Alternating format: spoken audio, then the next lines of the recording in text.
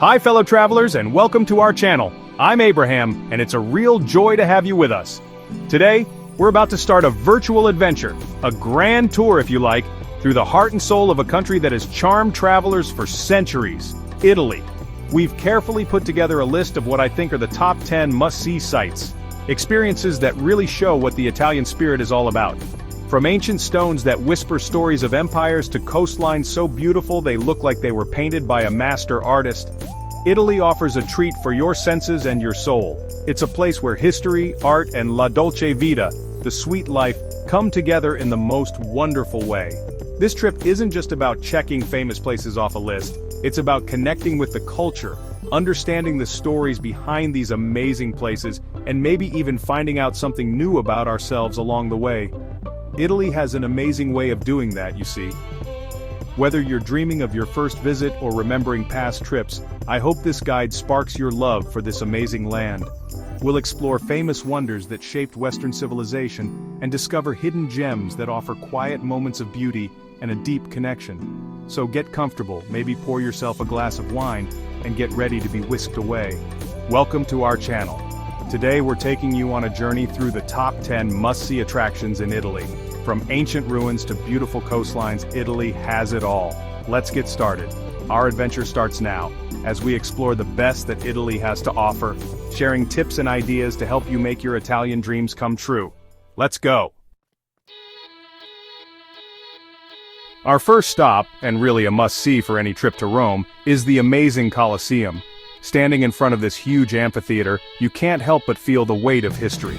Just imagine, almost 2,000 years ago, this arena would roar with up to 80,000 people watching, all gathered to see awesome gladiator fights, pretend sea battles, and amazing public shows. Building it was a wonder of Roman smarts. It started with Emperor Vespasian in 72 AD, and his son Titus finished it. Walking through its old arches and along its worn-down steps, I always feel a deep link to the past, a feeling of wonder at how big people dreamed and how strong these old stones are. To really get the Colosseum's rich and often tough past, I really suggest taking a guided tour. A good guide doesn't just tell you facts, they make the stories come alive. They'll point out cool little things you might miss, explain the clever setups under the arena floor where gladiators and wild animals waited for their turn, and help you picture how grand and exciting it all was back then. It changes your visit from just seeing an old ruin to really understanding what it meant as a sign of Roman power, fun, and a complicated way of life. It's something you'll remember long after you leave this amazing place. Next up, we're kind of floating over to a city that's like no other in the world, Venice. They call it La Serenissima, and it's like a puzzle of shiny canals, pretty bridges, and super old palaces that look like they just magically rise up from the lagoon water. You won't find any cars here, just the gentle sound of water lapping against the stone and the musical calls of the gondoliers. Getting lost in its skinny little streets, and then suddenly finding yourself in a busy square or by a quiet secret canal, that's all part of the fun of Venice. It's so pretty, from the huge Grand Canal with its fancy palaces on each side, to the small quiet canals where everyday life in Venice moves at a slower, watery kind of speed. And really, can you even say you've been to Venice if you haven't taken a gondola ride? Some folks might think it's just a cheesy tourist thing, but I really believe it's a must-do. Letting yourself be carried along these historic canals, with a gondolier in his traditional striped shirt and straw hat expertly guiding the way, gives you a totally unique view of the city's buildings and its very soul. It's your chance to see Venice just like people were supposed to see it from the water. Listen to the stories, maybe even a song, and just let yourself get lost in the romantic vibe. It's more than just a boat trip, it's like stepping into a timeless tradition. A moment of pure Venetian magic that connects you to the city's seafaring past and its long-lasting, captivating charm. From the canals of Venice, we're heading to Tuscany, to a city famous for an architectural oops that became a world-famous landmark, Pisa and its Leaning Tower. The Leaning Tower of Pisa is a symbol you just can't miss, a beautiful bell tower that seems to go against the rules of gravity with its special lean. They started building it in the 1100s, and it started to lean almost right away because the ground was soft and not steady. It's a real show of old-time building skills, or maybe a cool mistake in their math, that it stayed standing for so long, making it through hundreds of years of fixes and tries to keep it stable. The whole Square of Miracles, where the tower stands next to the cathedral and the baptistry, is an amazing group of Pisan Romanesque buildings. For those who like adventure, and for anyone who isn't afraid of heights and likes views that are a little tilted, climbing to the top of the Leaning Tower is something you just have to do. Climbing the nearly 300 steps of the spiral staircase, you can feel the lean with every step, which adds a really special thrill to the whole thing. Once you get to the bell chamber at the top, you'll be treated to an amazing all-around view of Pisa, the city's red rooftops, the Arno River, and the Tuscan countryside all around. It's a great spot to really see not just the tower itself, but also how it fits into this city that's so full of history and beauty. And hey, let's be honest, you'll get the bragging rights of having tamed the lean. Chapter 4, A State of Grace, the spiritual heart of Vatican City. Our trip now takes us to the heart of Rome, and yet to its own separate country, Vatican City. It's the smallest independent country in the world, and it's like the spiritual and main office for the Roman Catholic Church. What happens here is important far beyond its small borders. Going into St. Peter's Square, which Bernini designed, is an awesome experience all by itself, with its big colonnades that reach out like welcoming arms. You can really feel how huge and spiritually special this place is.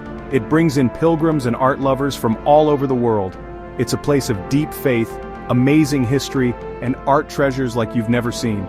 Inside Vatican City, there are two spots you just have to see. First, St. Peter's Basilica, a masterpiece of Renaissance building style. It's amazingly big, and inside, it's filled with breathtaking art, like Michelangelo's moving Pieta statue and Bernini's grand bronze canopy over the Pope's altar. Climbing to the top of Michelangelo's dome gives you an unforgettable view of Rome. Then of course there are the Vatican Museums, which have one of the biggest art collections in the world, and the best part is the Sistine Chapel. Standing under Michelangelo's famous ceiling paintings, like the creation of Adam and the Last Judgment, is a really moving experience. It shows you how amazing people can be and how God can inspire them. Plan your visit carefully, because there's so much to take in. Chapter 5, A Heavenly Drive, the dazzling Amalfi Coast. Get ready to be amazed as we head south to the sunny Amalfi Coast. This stretch of coast along the Sorrento Peninsula is, simply put, one of the most incredibly beautiful places in the world. Imagine amazing cliffs diving into the sparkly blue-green waters of the Tyrrhenian Sea, with pretty little towns like colorful jewels clinging to the steep hillsides, almost like they're balancing. The smell of lemon groves fills the air, and bougainvillea flowers spill over old stone walls. Every turn on the famous Amalfi Drive, State Road 163, shows you a new picture-perfect view that will have you snapping photos non-stop. There are different ways to enjoy the beauty of the Amalfi Coast. Driving along the coast road, even though it's not for the faint of heart because it's narrow and windy, gives you a lot of freedom and some truly special views. Or a boat trip gives you a different view that's just as amazing, letting you see the coast from the sea, find hidden coves and caves, and visit lovely towns like Positano, with its pastel-colored houses that tumble down to the beach, or Amalfi itself, the old powerful sea town. However you choose to explore it, the Amalfi Coast is a real treat for your senses, a place where natural beauty and that special Italian charm come together to make an unforgettable experience. Chapter 7, Florence's Crown Jewel, the magnificent Duomo. Now, we're heading to the heart of Tuscany, to Florence, the birthplace of the Renaissance, and to its most famous spot, the Cathedral of Santa Maria del Fiore, but most people just call it the Duomo. This giant cathedral, with its famous red brick dome designed by Filippo Brunelleschi, stands tall over the Florence skyline and shows off the city's amazing art and building skills. The Duomo is so big it's breathtaking, with its front covered in fancy-colored marble, pink, white, and green. For hundreds of years, Brunelleschi's dome was the biggest in the world, and the smart way it was built is still a super cool piece of engineering that makes people say wow, even today. To really see how huge the Duomo is and how clever its design is, I really think you should climb to the top of Brunelleschi's dome. The climb has some narrow spots and winding stairs, but what you get at the top is an amazing all-around view of Florence that you can't beat. You'll see the red tile roof stretching out as far as you can see, the Arno River winding through the city, and way off in the distance the gentle hills of Tuscany. Or you could climb Giotto's bell tower, which is right next door, for a great view that even includes the dome itself. Both climbs give you views that will make you love this amazing building even more. and the beautiful city around it. Our next stop gives us a really moving and special look into the world of ancient Rome, the archaeological site of Pompeii. This Roman city, once a really busy place, near modern-day Naples, was tragically buried by volcanic ash and pumice stones after a terrible eruption of Mount Vesuvius in 79 AD. What was a terrible event for the people who lived there turned into an amazing gift for history, because the layers of ash perfectly saved the city, its buildings, streets, art, and even the moving shapes of its people for almost 1,700 years. Walking through the ancient stone-paved streets of Pompeii is like taking a real step back in time. Exploring Pompeii can be a bit much to take in since it's so big and there are so many details. So, I really suggest joining a guided tour, or at least getting a good audio guide. The expert guides can really explain what daily life was like for the ancient people of Pompeii, telling you all sorts of interesting things, from the bakeries with their burnt loaves of bread still in the ovens, to the fancy homes decorated with colorful wall paintings and super detailed tile art, to the public bathhouses and the amphitheater. You'll see temples, forums, which were like big public squares, and simple homes, all things that give you a clear picture of Roman life when the empire was at its most powerful. It's a very moving and educational experience, a strong reminder of nature's power and at the same time a special window into a lost world. Chapter 8. The 5 Painted Jewels of Liguria. The Cinque Terre. We're heading to the rugged Ligurian coast to check out 5 charming seaside villages that together are called the Cinque Terre: Monterosso, Vernazza, Corniglia, Manarola, and Rio Maggiore. They're all dramatically perched on cliffs, and their colorful houses look like they're about to dive into the sparkly Mediterranean Sea. For hundreds of years, these villages were cut off from the rest of the world. You could mostly only get to them by boat or by steep mule tracks, and that's what helped keep them so special and charming. Today they're a UNESCO World Heritage Site, famous for their amazing views, the terraced vineyards built on the steep hillsides, and their lively local culture. The best way to really experience the Cinque Terre is to dive into its natural beauty. Walking the scenic trails that connect the villages, like the famous Blue Trail, Sentiero Azzurro, gives you awesome views of the coast around every corner. But it's a good idea to check the trail conditions before you go, because some parts can be tough or even closed. Or you can take local trains and ferries, which make it easy to get between the villages. Each village has its own special feel. Whether you're eating fresh seafood at a restaurant by the harbor, sipping a glass of local wine while you watch the sunset, or just getting lost in the narrow, winding little streets, the Cinque Terre is a magical getaway to a quieter, more picturesque way of life, almost like stepping back in time. Chapter 9. Milan's amazing Gothic building, the Duomo di Milano. Our second to last stop takes us to Milan, Italy's big city for fashion and business. We're here to see a really big and amazing building, the Duomo di Milano. This amazing Gothic church is one of the biggest and fanciest in the world. It's a super cool building with pointy towers, statues, and lots of detailed carvings. It took almost 600 years to finish. It's so huge it's almost too much to take in. The front of it looks like it's reaching way up to the sky, and it's covered with thousands of statues of saints, gargoyles, and Bible stories. The inside is just as amazing. It has super high ceilings that curve up, big open walkways, and beautiful colored glass windows that fill the place with a soft, dreamy light. One of the coolest and most unforgettable things to do at the Duomo di Milano is to take the elevator or climb the stairs up to its rooftop. Up here, you can walk among a forest of pointy towers and see all the fancy carvings on the outside of the church up close. The views from the roof are awesome. You can see all of Milan, including the busy Piazza del Duomo down below. And on a clear day, you might even see the Alps mountains far away. It's a chance to really see all the work and art that went into this amazing Gothic building from a totally different angle. It feels like you're walking on top of a giant piece of art. It's something you'll really never forget about your trip to Milan. Chapter 10. Alpine Serenity, the idyllic shores of Lake Como.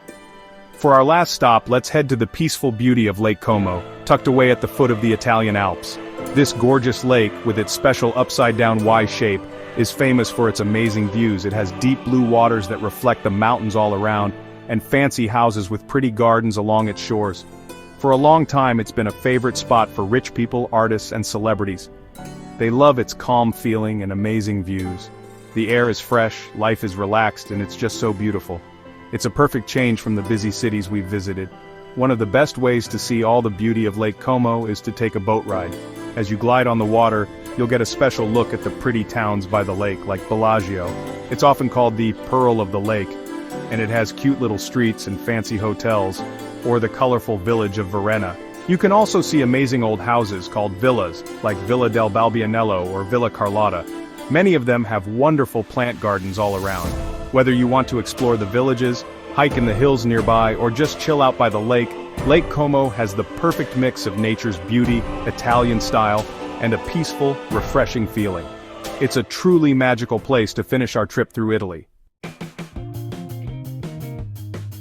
Chapter 11. Your Italian adventure awaits. Goodbye. And just like that, our whirlwind tour of Italy's top 10 must-see sites comes to an end. Mamma mia, what a trip it's been. From the ancient greatness of Rome to the romantic canals of Venice, the artistic heart of Florence, and the breathtaking beauty of its coasts and lakes. I hope sharing these amazing places with you has sparked your imagination and made you want to experience the magic of Italy for yourselves. Each of these spots gives you a special peek into the rich mix of Italian culture, history, and natural beauty, and together, they paint a picture of a country that truly has something for everyone. Italy, as you've seen, is a land with so much to discover. And even though we've shown you 10 amazing places, there are tons of other treasures just waiting to be found. From charming old towns on hilltops, to fun local festivals and yummy foods from different areas. The real fun of traveling, I think, is in those special moments when you connect with things, a friendly chat with the local folks, the taste of a super yummy meal you'll never forget, or just quietly watching a beautiful sunset that looks like a postcard. I hope you use this guide as a way to get started, to dream big and plan your own amazing Italian trip. Thanks for coming with us on this tour through Italy's top wonders. Don't forget to like, comment, and subscribe for more travel guides and tips. See ya! We hope to see you again soon as we keep exploring this wonderful world of ours together. Until then, keep on traveling, and may your adventures always be full of wonder and joy. Bye, see you next time.